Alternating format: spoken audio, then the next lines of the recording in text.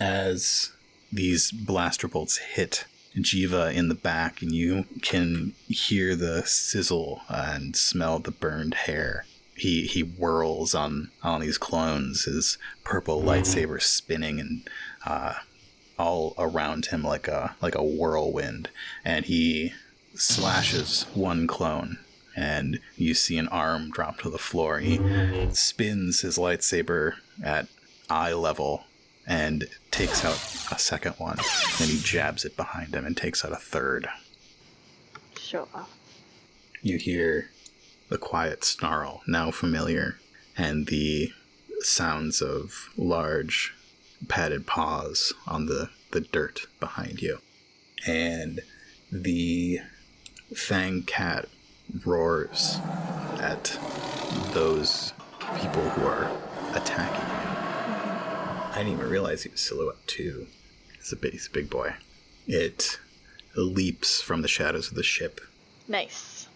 And lands on one of the clones. You hear the armor crunch under the weight of its huge paws. You hear the gasp for air from inside, and the crack as this cat's large dagger teeth bites into the clone. There's only one group left, and they're the ones that you gave the upgrade to. Yay. This last clone, this solitary clone, the only one left from his squad, turns his blaster on Jiva, who just killed 3 of his brothers. His shots go left and right, missing the Jedi, and the Jedi just slowly walks up to him with his lightsaber pointed and drives it through him. The clone captain, now at a slightly safer distance, Connie hears the familiar sound, the little click, the beeping, as this captain pulls out a grenade, readies it. I know I only have move at short range. You also have a couple light side points there. I do. What, can I use that to upgrade my range band? I mean, you could use that to upgrade this attack. That's true. Yeah, no, upgrading that. Didn't work. Rats. He throws this grenade at Jiva, and it lands at his feet as he drives this lightsaber through that final clone, and he sees it too late. Wow, really? Okay. Is there really because he's dead, or is there really because, wow, no, he survived? because he's not. Because he's not. So, yeah. Wow, he survived. Yeah. It lands at his feet, and he sees it at exactly the last minute. He lifts himself up using Enhance, but too late. The blast goes off and hits him directly and throws him back. The clone moves further, trying to get back to the ship, covering himself with blind shots with his blaster pistol. Would you like to go? I would. I'm gonna stop him. How do you stop him? I advance on him, deflecting his blaster bolts, and I would like to attempt to do something that I actually can't do. What is that? I would like to bind him. Okay. I think there's a lot of raised emotions here, and I really hope that when I roll that force die, it gives me what I want. You'll need to get 2. I'll need to get 2. Yeah, we're using flexible force powers where you have to get double the amount required. Okay. So I just roll a force die? Yep. Fingers crossed. What do you do? So Connie advances on him, deflecting his wild blaster shots with her saber, and she reaches out with one hand, and he just freezes. Blaster pointed right at her. He can't move. His fingers on the trigger. You can see it just struggling against your ability. And I don't want him to take any damage from this. She's just going to slam him into the ground and right over him, saber pointed at him, snarl, "Why?" as she attempts to pull that information from him. Again, flexible force powers. Well, I guess that's not flexible. I do have sense, but it would be higher than I actually have of it, I think. Because I could get... Do you want to sense? Is that what you'd like to do? Yeah, because sense is the one that lets you read minds. I just have emotions instead of thoughts. I don't have the control upgrade for thought. Current thoughts. I think you would need too many. I don't think you would be able to get enough to get thoughts if we needed double. Yeah, you could only get emotional state. I have a pretty good idea what his emotional state is. You asked why. He says, Because you're a traitor, that's why. The Jedi tried to kill the Chancellor and overthrow the Republic. From what I hear, it's not a republic anymore. Are you rolling? It's not. It's just a straight 2 yellow, 2 purple. Actually, I mean, he's a commander. It's upgraded once. Okay, so 2 yellow, a red, and a purple. Red and purple. Cool. 1 success, 1 threat.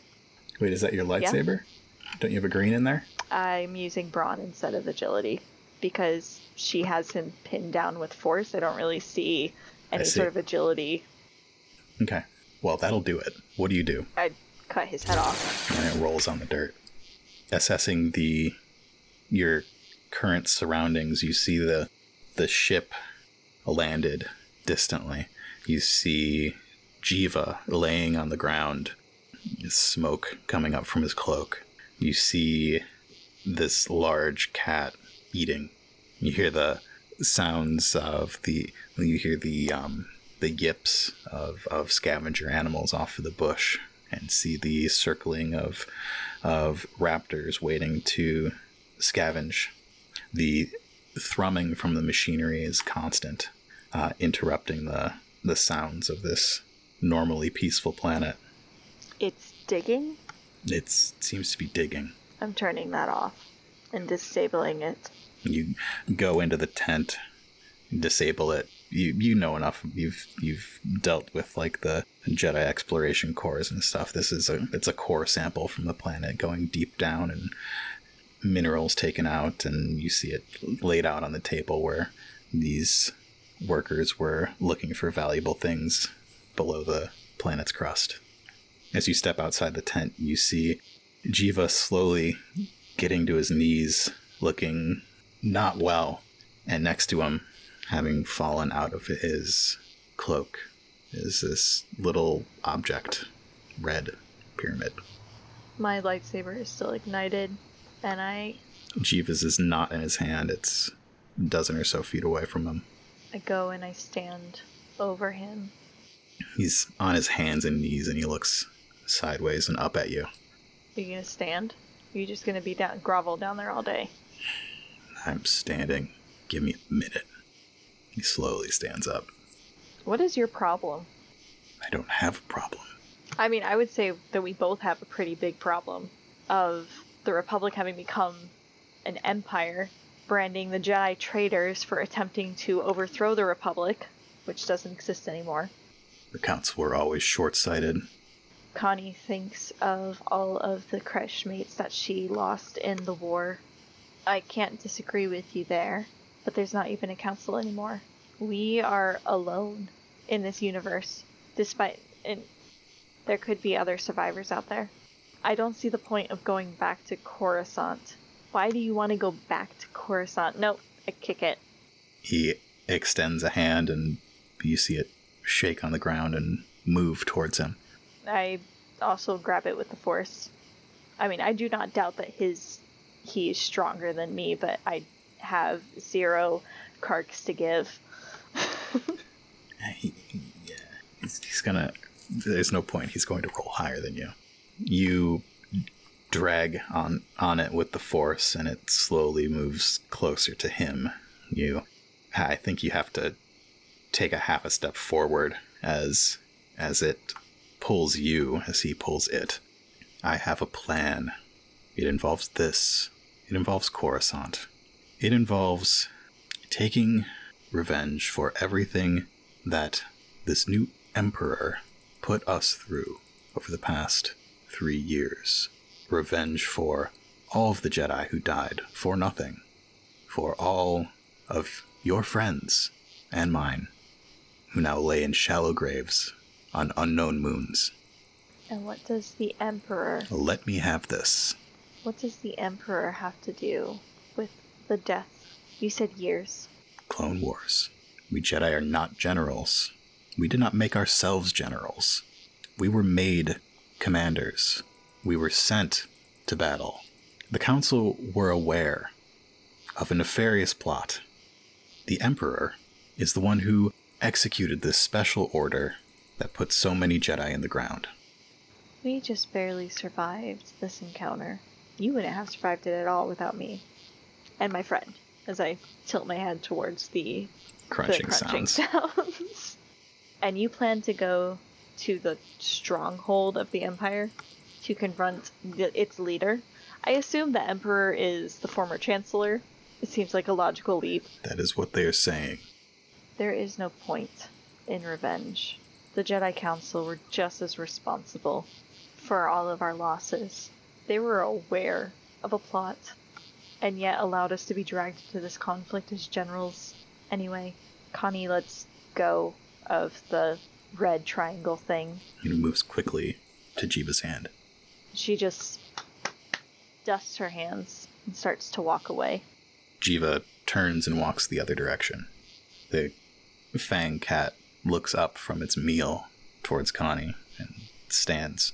You hear from one of the fallen troopers the sound of the comms coming in on his arm. Squadron 232, this is Captain Drax. Coming, Squadron 232. Connie takes one of the comm links. I'm assuming it's on a Van Brandt's, as we saw in the Clone Wars. Yeah. And straps it on her own arm and then just continues walking. One hand, as the ghost cat comes up along her on its shoulders. And you walk off into the tall grass? Yep. Connie walks off into the savannah, and Jiva makes his way towards the new class transport. And as you leave this outpost behind, you hear the engines wind up and the ship takes off. She heads... Which direction would it be to the Badlands? We did a big circle. I think it's west to the Badlands now. She heads west towards the Badlands. And there's a screen wipe. As your electricity jumps down this stream of water and shocks the Inquisitor, your comlink goes off. That same loud pop song that played in the gymnasium. And you hear the Inquisitor say, "Enough!" and is able to target you directly because you rolled a despair and knows that he knows exactly where you are upstairs. That is true. It's a lot of light side. Killing me. Hopefully not killing me. It feels like there are eyes on Park. You can't see the Inquisitor, but it's almost like they're looking directly at you. What stuff does Park have on him right now? He does still have his shield gauntlet. I'm gonna argue that maybe that's kind of integrated into the new shock gauntlet, or maybe it's just like a very simple thing that he just put on over the suit. Other than that, I think he feels a tug on the shield gauntlet. He feels a pull from down below as it sort of slips on his wrist and slips over his hand, and it's almost like his whole arm is being pulled, but the grip shifts that shield off of his arm and it drops to the floor and slides across the floor and slams into the opposite wall. The red blade of the lightsaber comes up again, just through the floor at Park's feet, and the Inquisitor runs towards that open stairwell. It's your turn again, because the Inquisitor continues to not be able to do anything. So my shield gauntlet is gone. It's in the room with you, but it is off of your person, and you'll have to go get it if you want it. I told you I'd never want to do the same thing twice. I've been waiting this whole game. This is less creative than my last thing, sending electricity through water. I'm pretty proud of that. I've wanted to send electricity through a handrail this entire game. There's no stairs. Okay. It's too repetitive. I'm not going to do that anyway. Truly, there's only so many things I can do with shock gloves and a shock suit. So I have to get pretty creative. So the room that you are in has dripping water. Water is running down the walls in one space. There's an open door that looks like it's probably not going to close anytime soon that goes into the hallway out towards that stairwell. The stairwell has no stairs in it. Mm-hmm. The room that you're in looks like it has the remains of a desk. It has a few windows that are open to the outside with broken blinds in two of them. This looks like it may have been the chief's office or something that looks down on the street below. These butterbugs, what are they going to do? Who knows? They're not going to be able to come up a floor of stairs that doesn't exist. They're not going to be able to get up to the second floor, for sure. The police droids aren't, at least. Did you want to answer the comms? I forgot about the comms. Park's going to answer the comms real quick. Park, where are you? They're starting the A's. All right, well, it's a big school. That probably means I got, 9 minutes? Not much time. Have you found your brothers yet? Yeah, they were out. They were playing outside. I told them to... Well, I just saw them. Somebody else told them to head back in. They'll be there any second. You better get here fast. Sure. I'll be here any second also. Don't you worry. I'll be there by the time they get to C. Hey, I'm at the end of D. You know what our last name is. I'll see you soon. Bye. I'm wondering if I can set a trap. Real quick trap. That's a survival check. Okay. I like that you just have a very abstract thing you have a very concrete answer for. I want to set a trap. What sort of trap? Am I good at survival? No. No. I wanted to set up almost like a false floor that this guy could fall through. Yeah. I was thinking about trying to bring him back to the first floor. Less than a minute to do it. What do you do? There are no holes in this floor. Otherwise, this person would have tried to get up already. You're saying you have to make a hole in the floor? I'm saying you have to find the nearest hole in the floor. Mm-hmm. Park wants to find the nearest hole in the floor. And... He's going to have to run out into the hall. Run out into the hall. And probably find the hole that his Butterbug flew up through. Exactly. 3 minutes ago. And cover it in something fabric-y. This is a very simple trap that he learned as part of the Clone Scouts. The Clone Scouts.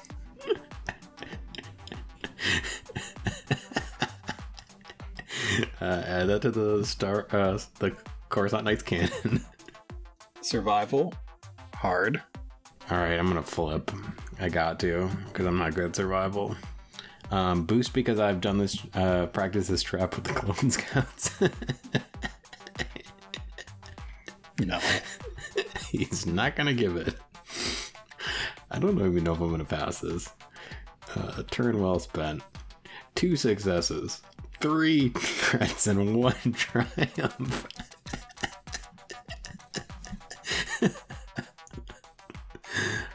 He's got his head in his hands. What does it look like? What do? You find some jackets, cool jackets with a Rancor patch on the shoulder. Yeah, there's a Rancor jacket and a Rancor vest, and Park uses them to cover a hole in the floor that his Butterbug traveled up earlier. And he does this in a mere instant. And I think he's going to stand... How do you get someone to fall into a trap? You have to distract them. He's going to stand adjacent to the doorway he walked through in this hole in hopes that his aggressor will focus more on him than the hole. You see the gloved hand grip the edge of the stairwell, and the Inquisitor easily hauls himself up onto the second floor. As he gets up, he passes his lightsaber from hand to hand and ignites one of the two blades and begins to walk towards you. This is not very fun for me. I'm not having a good time here. You are really, frankly, annoying. Let's get this over with. What do you want to do with your triumph? He's not going to automatically fall for your trap. He'll have to roll. He's not going to automatically fall for my trap. Do you want to upgrade it with the triumph? Upgrade the roll that he has to make it more difficult? Apparently it's a really good trap. Apparently. Did you spend the threats that I rolled? Yeah. To get this person up here as quickly as possible with 6 successes. Yeah, it's a lot of successes. Maybe I'll use deception to coax him into my trap. Okay. Park's gonna say, hey, this isn't fun for me either, okay? Last thing I want is to get sliced in half by that sword of yours. So, here, I'll head with you. I don't know if you've got binders or whatever, but if it would make you feel more comfortable, you can take my hands and I'll follow you. And he walks towards the center of the room, towards his own trap, hoping that he can use deception to coax this person to just take 2 more steps onto these jackets covering a hole. I'm guessing a Inquisitor probably doesn't have or need binders but they might have them because they're Imperial. Not that they need them. Am I good at? I'm not terrible at deception. Okay, I'm gonna flip one, so it's against a red and a purple. Is he bad at Yeah, he's not good at seeing through lies. How can I get? I'm gonna flip 2. And you're gonna use your triumph to upgrade your ability of it. Sure. What does that give me? An extra green? What's your deception? A yellow green. So yeah, you're gonna be rolling 2 yellows and a green. Okay. Against a red and a purple. 1 success and 2 advantages.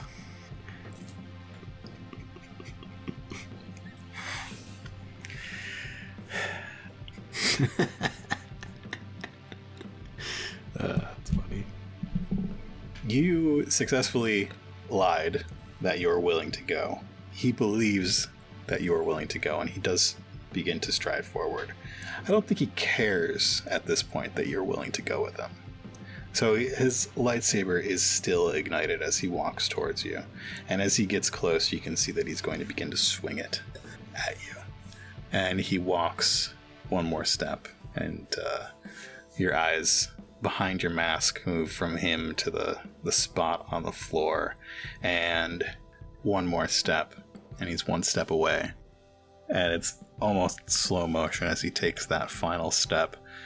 And his foot finds air where he thinks it should be solid, and he stumbles through the hole. He barely catches himself on the edge. He keeps his lightsaber gripped in his hand, the blade of it popping against the wet ground, the heat against the water. The water quickly evaporates. Steam begins to rise up, and he sort of scrambles to maintain, to try and get back up into the space. As he grips onto the edge, you can see that the space below opens into that hole where that your butterbugs went down into the basement. It's a 2-floor drop, and I think he as he falls, his mask lifts, and you can see his red face with its upturned nose. You can see his scowl and the orange and yellow rage in his eyes. He's just hanging on to the edge at this point, but not willing to let go of his lightsaber. So it's really just a one-handed grip. I think that Park is strong. Can Park lift this guy up by his hand that's like holding on? Yeah, probably. He's still got his force die committed. He's got 4 brawn. Actually, no, he doesn't have his force die committed, but he could. Park reaches down and lifts this Inquisitor into the air over this hole like they weigh half their weight, less than that. I want Park to do something with the Force that he has absolutely no experience with. I would like him to do I basically want him to be able to do like a Men in Black neuralizing mind trick on this guy. You want to do a mind trick. You can try. No destiny points. You will need 2 points to do it. Actually, no. You would need 4. You can, with 2, you can broadcast a feeling. But in order to do the full, these aren't the droids you're looking for, you would need 4. Okay. I'm gonna roll it. You can't get 4. I would have to get really lucky. I only got 1. I got 1 dark side. And as you try to do this thing, you see that enraged smile on this red face, and the Inquisitor says, Yes, good. Give in to the dark side. Show me what you can do, and perhaps I will spare you. Park is gonna look at him and say, sorry, that's not a part of my summer plan. And he's gonna I want to use my shot gloves to zap him and drop him down this hole. roll to zap. My zap is gonna be brawl. You're rolling it with a force die, right? Yes. I'm engaged, so what's my difficulty? Red, purple? 2 reds. 2 red.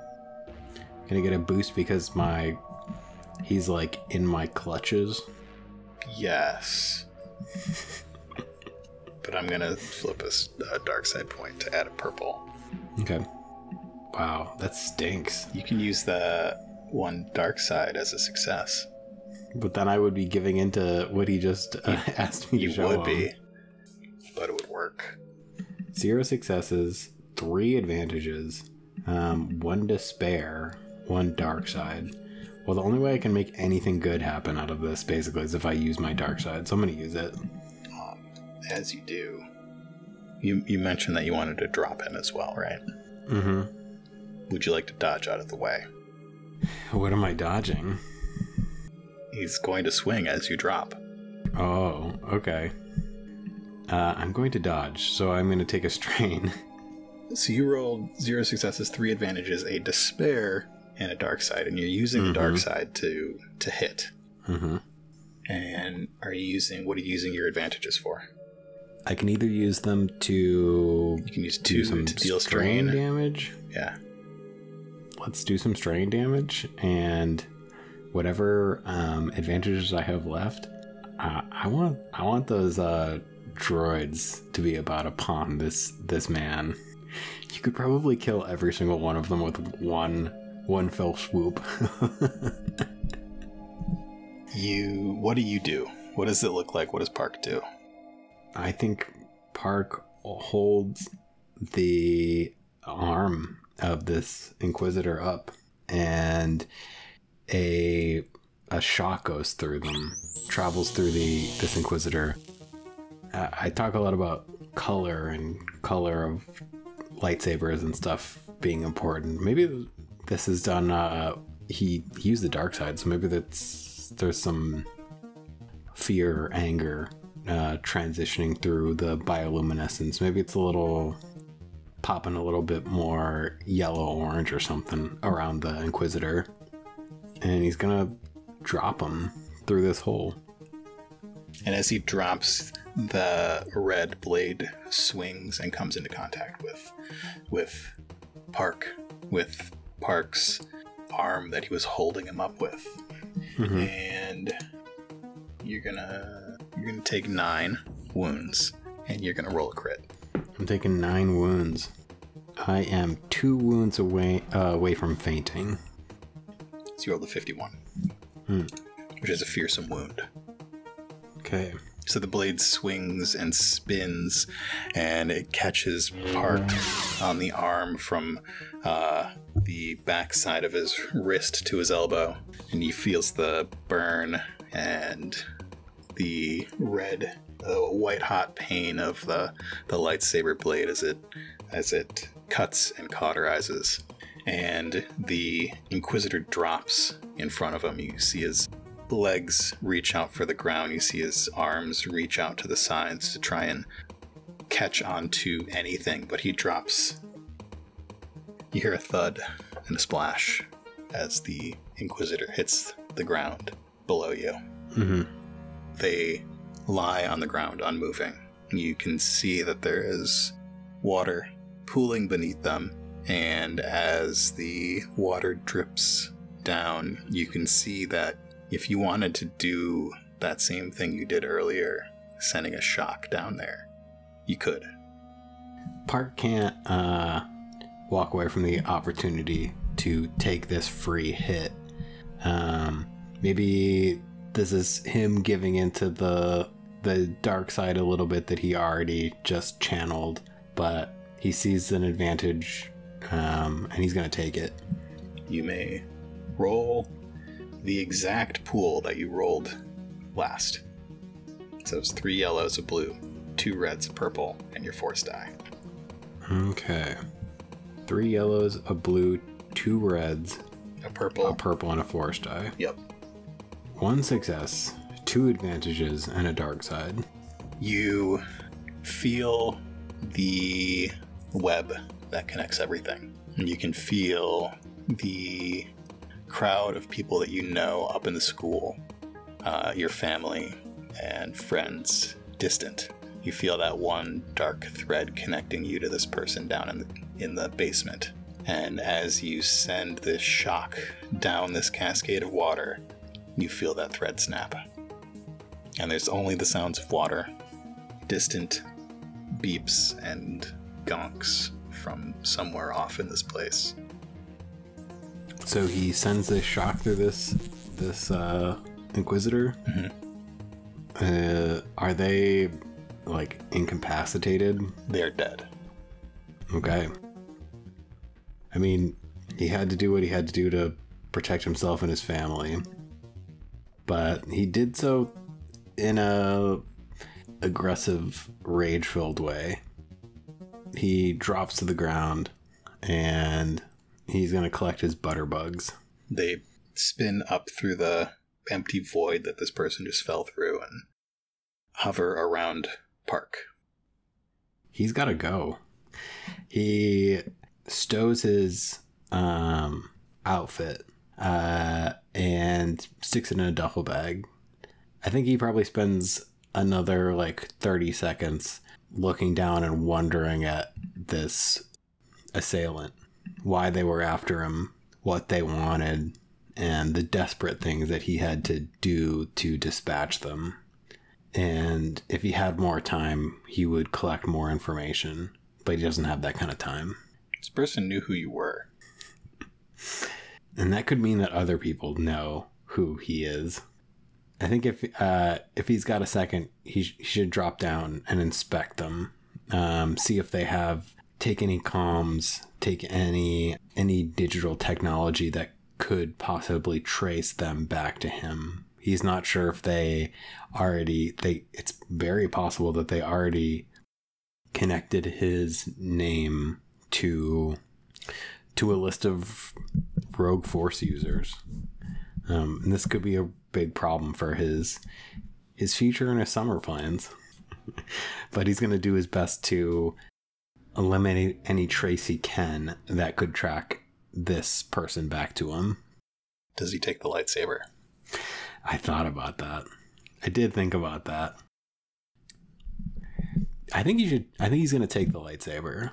He understands that this is a tool of power, of destruction, and it's a tool that, honestly, as strong as the Nightcat has been, and dispatching the villains of Little Onderon, there are some tools that are just unmatched by your local everyday nightcat. Maybe this is the tool he needs to stand up to a greater foe, or at least a tool worthy of researching, finding ways around. So he's gonna take it. And now that he's got all this, he's tied up as many loose ends as he can. I think that as he leaves he's gonna leave the police droids and the gonk on. He's, guys, do whatever you want. Have a blast. You never saw me. And see ya. Mark heads back up to the school, jumping into his gown, grabbing his cap.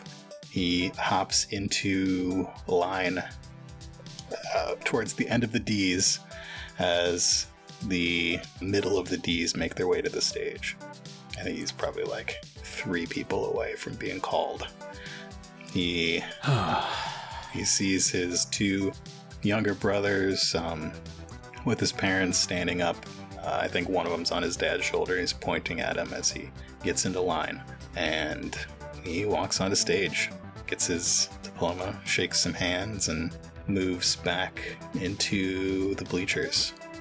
The din of celebratory people, the drone of speakers continues on, and Park is somewhere when this is all going on, but I don't know that he's in the gymnasium sitting on these bleachers. I think he's probably off somewhere else, thinking about what comes next, what the future holds in his summer vacation plans.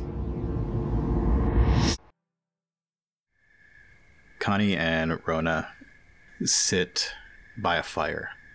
They are miles away from any form of civilization, and the galaxy stretches out above them.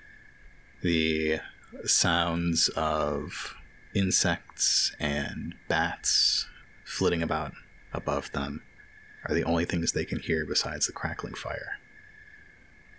Connie, Yes, Master Rona. what do you want to be? Yes, you may someday be a knight, you may be a master. What is it that you want to do? She kind of thinks about that, because growing up in the temple, I want to go on grand adventures. I want to explore the galaxy, meet people I've never met before, cultures that I've never seen before, creatures that are wild and new and strange. I want to help people, to spread light through galaxy. Rona nods and looks up at the stars. That's what I want for you too. To be able to spread the light, show people what it really means to be a Jedi. Well, maybe we could go on our next grand adventure to a new planet after we get... Are you tired of Dressel already? I'm not tired of Dressel. I love it here. It's beautiful.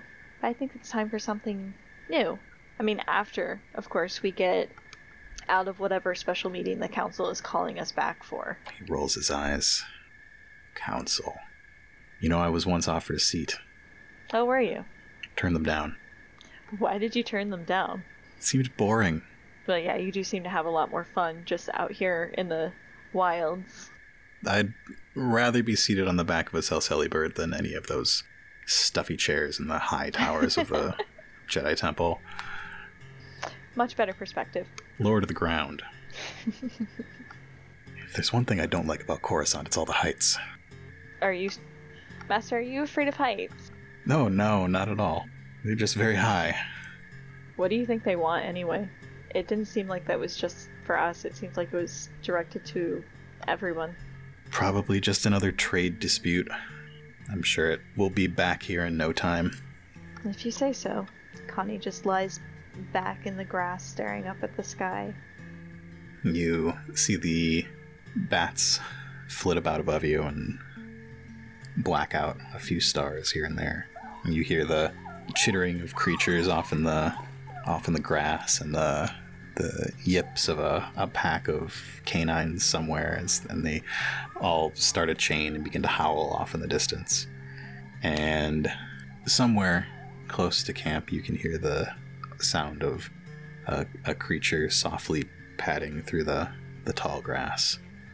You and Rona look up at the galaxy above you and the infinite possibilities and the trillions of planets and countless people that you could meet someday, and think of all the possibilities.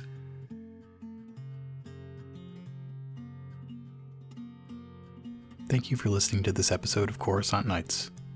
Connie was played by Erica Goodwitch. For more from Erica, visit goodwitchstudios.com. Park was played by Doug. For more from Doug, visit voidboy.art.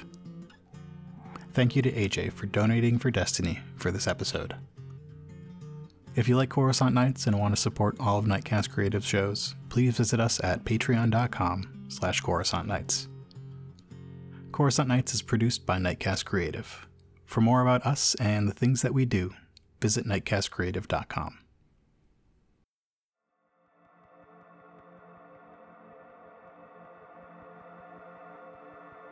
Aboard the ship, a group of people dressed in white jumpsuits. The logo of the Advanced Science Division printed on their shoulders, jostle in their seats as this small shuttle comes out of hyperspace. Through the little viewports, Park can see just brightness, billions and billions of stars, and a gas planet, an orange and brown gas planet comes into view. The shuttle makes its way into the atmosphere, and as it lands on a small platform reminiscent of a mining platform, the landing bay opens and the scientists begin to shuffle out, where they are met by a group of stormtroopers. As Park gets out, he can see through the haze of the atmosphere, the bright sun in the sky above, and the denseness of stars filling the sky penetrates the sky during the day. The stormtroopers are accompanied by an officer who moves from person to person, and they hand over their credentials, and then they get to Park. Your chain code, please. Of course, officer. He takes out a ID card. The officer plugs it into their data pad, and a rhythmic kind of chime noise repeats itself as his card sits in this reader. And the data pad, after a few tense moments, chirps, and he takes the chain code out and passes it back to you. Welcome to BIS, Dr. Koo. Lovely time of year to be on BIS, isn't it? He moves on to the next person and goes through the line of scientists. As he moves back into the group of stormtroopers, the troopers part for somebody wearing a slightly different uniform. It's the Imperial officer uniform, but the shoulders are light gray. The rest of the tunic is green. This human man, clean shaven, hair combed back, addresses the group. Welcome to BIS. I'm Director Polarion, Chief Scientist in charge of Project Quasar. For the next cycle, you will be working directly under me. What we're designing here will help bring about a new era of peace and security for the Empire. Few know about our work, and even fewer have stood where you are standing now. The next cycle will be marked by long hours, thorough research, and difficult work, but you have passed every test we have set forth for you so far, and I know you can handle it. These troopers here will show you to your rooms. For most of you, the journey here has been long. Get some rest. The work begins tomorrow. Park makes his way into the research establishment. It's pretty cold and brutalist in its style, and the stormtroopers escort these scientists to their living quarters, which are single bedroom, but practically like prison cells with a bed, refresher, a desk with a computer for research.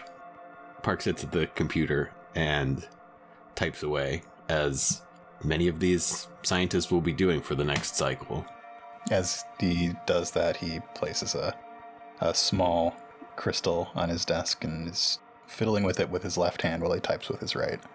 Park sits at the computer and accesses the Empire's HoloNet search database, where these scientists can find different articles that are available to at least this sect of Imperial research.